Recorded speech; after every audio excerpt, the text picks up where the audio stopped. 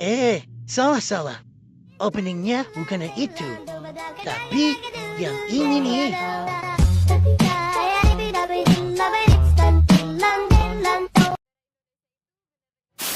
Negara Indonesia itu benar negara demokrasi apa dikuasai oleh oligarki? Para elit bergiliran memimpin seolah negara ini perusahaan milik keluarga mereka. Kepercayaan masyarakat terhadap sistem politik menurun, ketegangan sosial meningkat. Politik oligarki ini dengan nyata terpampang dijalankan dan dipraktikkan oleh presiden kita, yaitu Soeharto. Memanipulasi sistem pemilu melalui pendanaan kampanye besar-besaran sehingga mengurangi keabsahan proses demokrasi. Dengan komitmen jangka panjang dari berbagai pihak, ini dapat mengubah sistem politik secara perlahan menjadi demokrasi yang lebih substantif.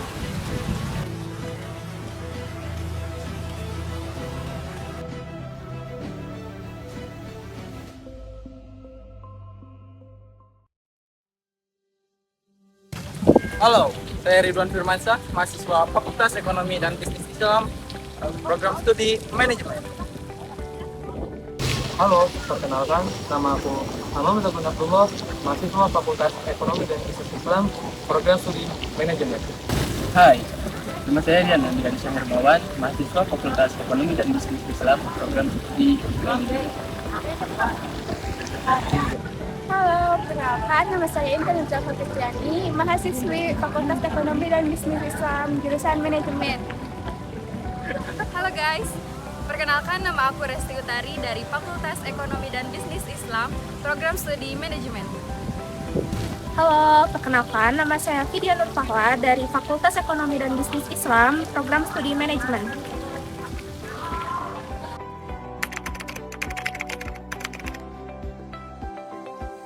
Negara Indonesia itu benar negara demokrasi apa dikuasai oleh oligarki?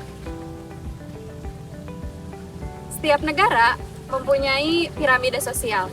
Kita tidak bisa memungkiri hal tersebut. Semakin ke atas piramida tersebut, semakin sedikit jumlah orang. Namun, semakin banyak orang kaya dan berpengaruh.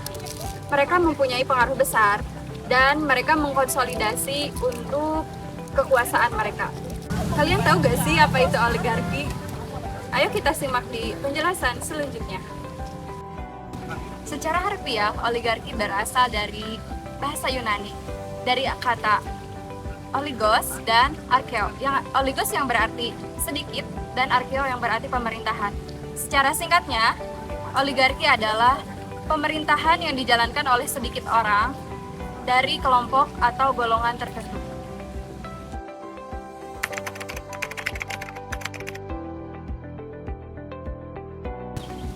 Di negeri ini, kekuasaan bagaikan warisan keluarga.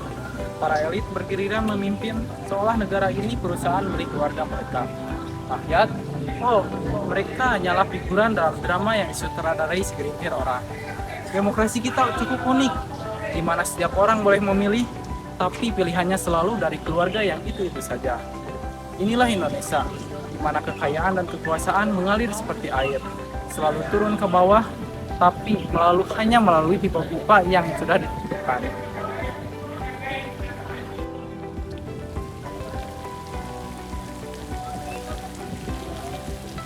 Politik oligarki ditandai oleh konsentrasi kekuasaan pada kelompok kecil elit yang umumnya memiliki kekayaan dan pengaruh yang besar. Sistem ini dibuat berdasarkan keputusan yang memutuskan mana kebijakan negara yang memiliki pengaruh lebih besar kepada kelompok oligarki daripada masyarakat luas.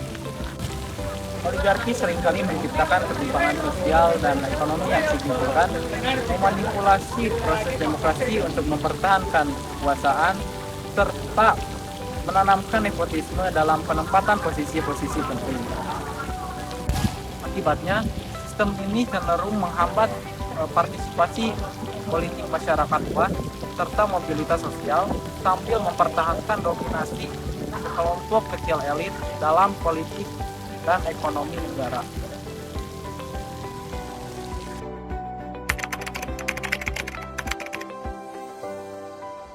Oligarki politik berdampak signifikan dan sangat merugikan masyarakat loh. Sistem ini menciptakan ketimpangan ekonomi yang ekstrim, partisipasi politik masyarakat terhambat, dan korupsi dan nepotisme menjadi endemik. Akibatnya, kepercayaan masyarakat terhadap sistem politik menurun, ketegangan sosial meningkat, dan jangka panjang yang menghambat pembangunan nasional.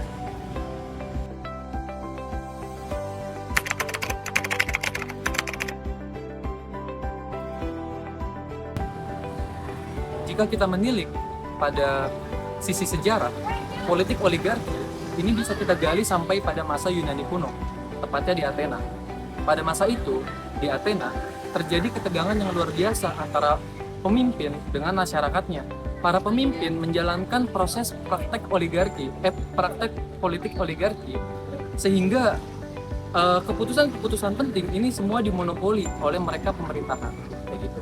Nah, berlanjut pada masa Romawi kuno, pada saat itu pemerintahan Romawi kuno pun menjalankan praktek oligarki, yang dimana kekuasaan politik, ekonomi, militer ini semua dikendalikan oleh pemerintahan, sehingga terjadi ketegangan antara masyarakat kecil dengan para pejabat.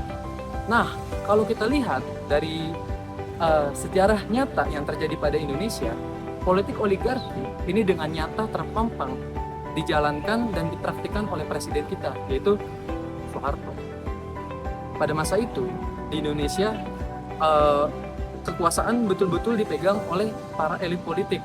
Mereka bekerja sama dengan orang-orang yang menguasai sektor ekonomi nasional yang biasa kita sebut dengan konglomerat. Nah, makanya pada saat itu mahasiswa berjuang untuk meruntuhkan dinasti oligarki supaya masyarakat bisa mendapatkan keadilan dan kesetaraan.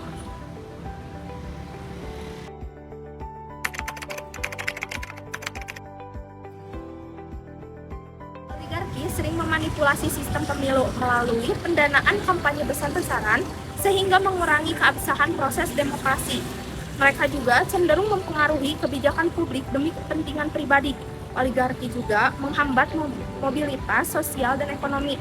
Tantangan utama bagi demokrasi modern adalah mereformasi sistem untuk membatasi pengaruh berlebihan dari kelompok oligarki, memperkuat transparansi dan akuntabilitas, serta memastikan representasi yang lebih adil bagi seluruh lapisan masyarakat dalam proses politik.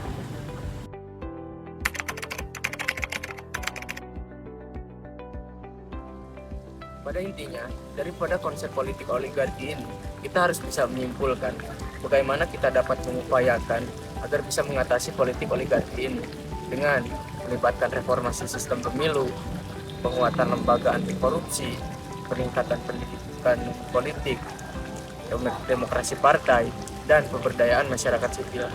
Nah, dengan langkah-langkah ini, kita bertujuan untuk menciptakan sistem politik yang transparan dan partisipatif, mengurangi dominasi elit, dan mendistribusikan kekuasaan secara lebih merata.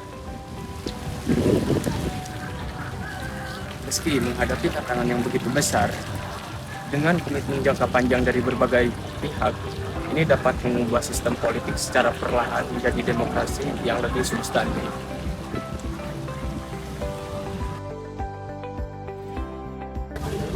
Gimana? Udah ngerti kan tentang politik oligarki? Tantangan politik oligarki bukan hal unik saja di Indonesia, melainkan masalah yang dihadapi oleh banyak negara di seluruh dunia. Yang terpenting adalah terus berupaya memperbaiki dan menyempurnakan sistem yang ada, demi terciptanya demokrasi yang lebih sehat dan pemerintahan yang benar-benar melayani kepentingan seluruh rakyat.